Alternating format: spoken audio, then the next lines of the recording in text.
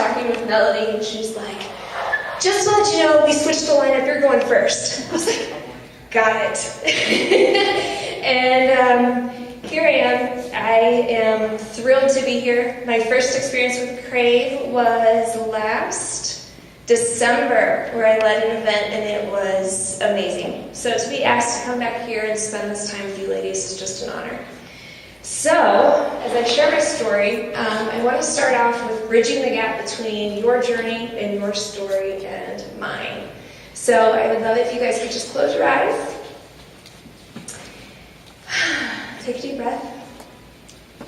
And I want you to think of a period in your life where you felt really alive.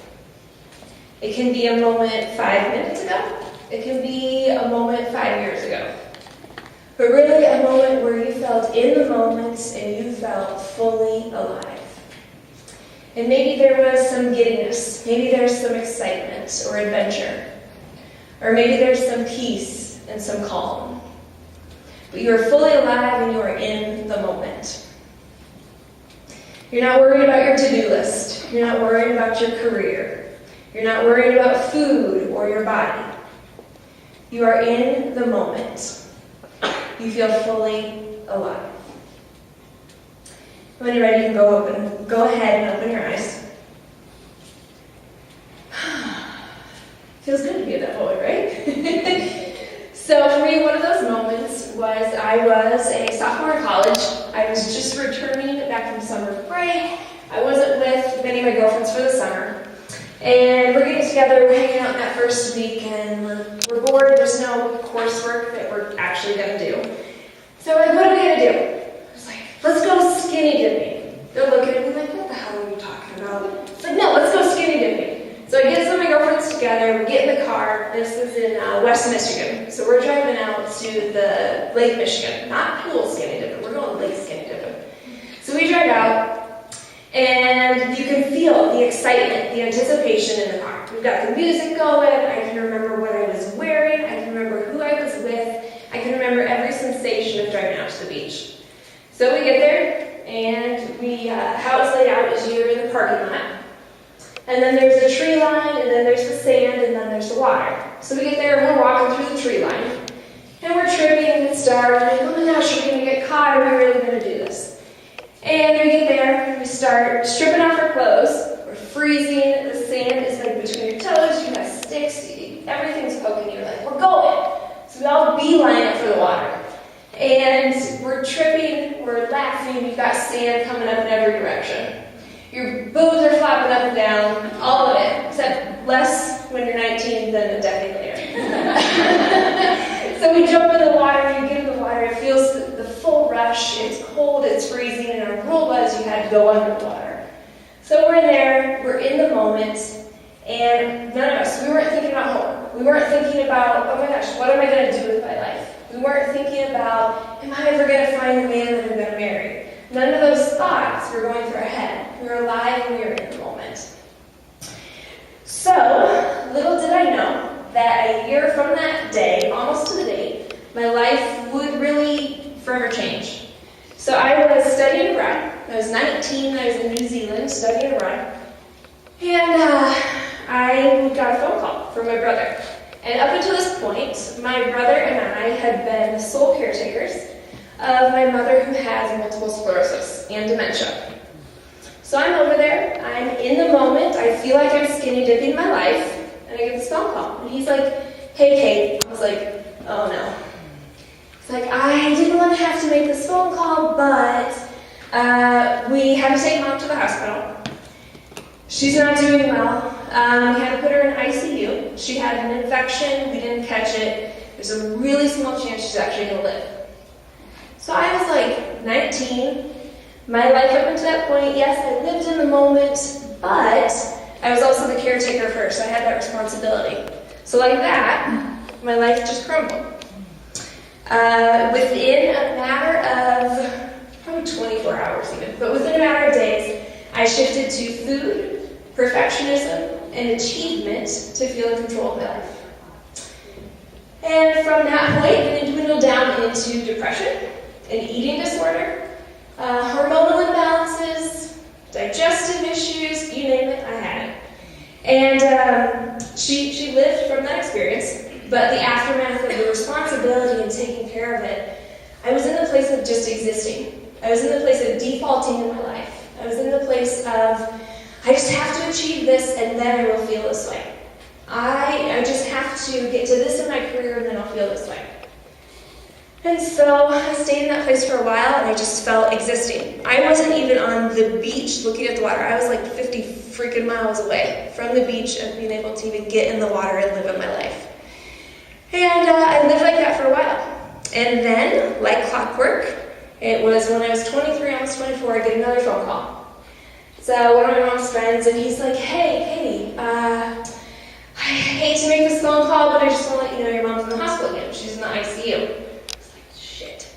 And she's like, we pack up our stuff, we drive through the night, we head back to Iowa, which is where I'm originally from, where my mom lives. And we get there, and she has pancreatitis, she needs to have her gallbladder taken out, and she has another infection. I was like, oh my gosh. But this time it was different. This time, as I came into that situation, and I was watching her, and her belly is distended, she had a bruise the size of like a basketball on her abdomen. She's not cognizant, she's not having conversations with us. And I realized in that moment, literally, it was a split second in my mind, I was like, I have a choice.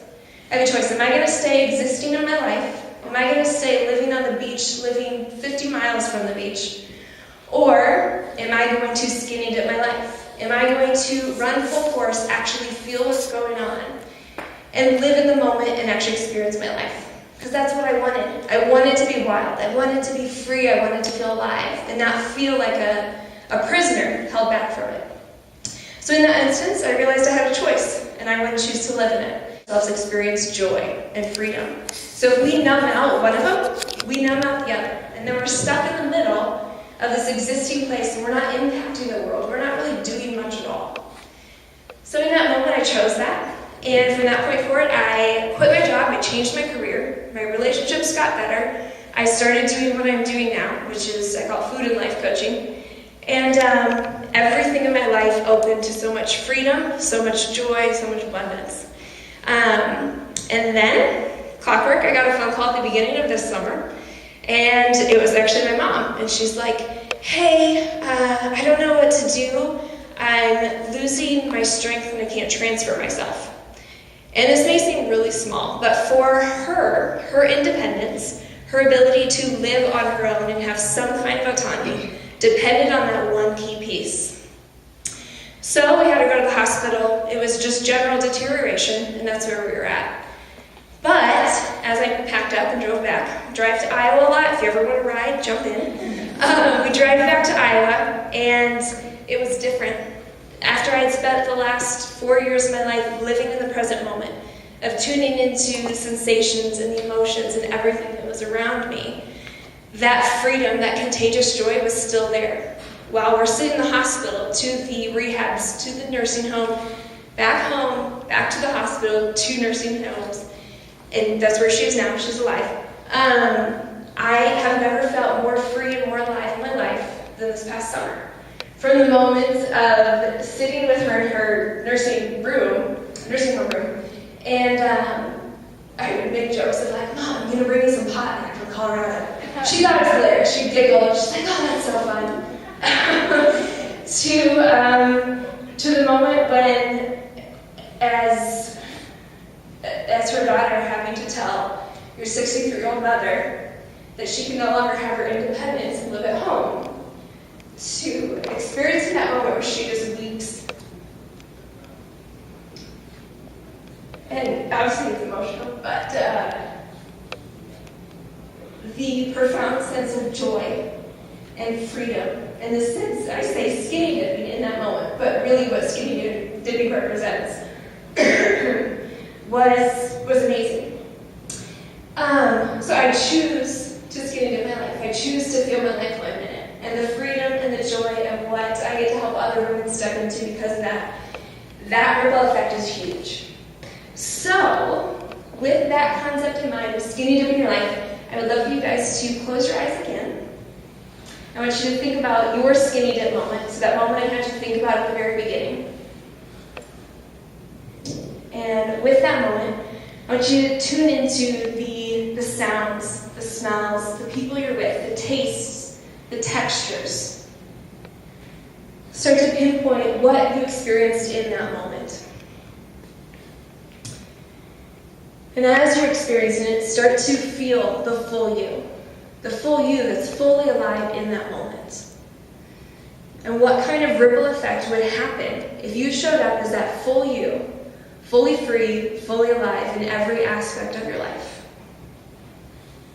As you're sitting with that and still feeling it and picturing it, the funny thing is that when we let ourselves directly experience our lives, we open the door for freedom and joy to come in, and we slowly, but very beautifully, push away the confusion, the fear, the worries. Because when you're in the moment, those don't exist. So you go ahead and open your eyes. And I just want to leave you with one question, and that is, if you were to let yourself fully experience your life, if you were to let yourself fully experience and skinny dip certain parts of your life, what ripple effect could open up for you? Because women who are alive, not perfect, change the world. So, where's Melanie? So I'm Katie.